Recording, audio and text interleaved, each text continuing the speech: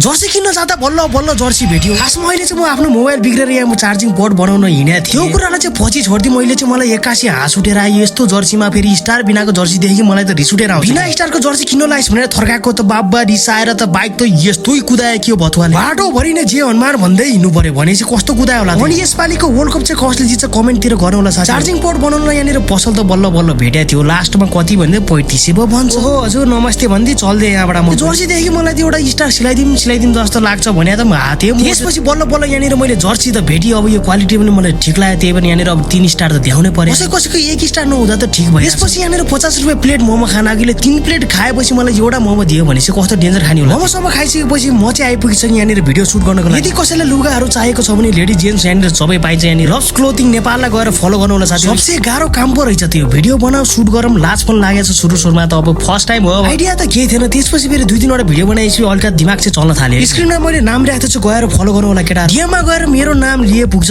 Discount फुल चाहिँ भन्न मिलेन। अलि यत्रो बेर कुरेपछि यहाँनिर पानी पनि रोक्यो। त्यसपछि पानी रोक्नु पाएछ नि यहाँनिर अगाडि यदि भिड लागेर रहेछ कसरी जाने त यहाँबाट घरमा।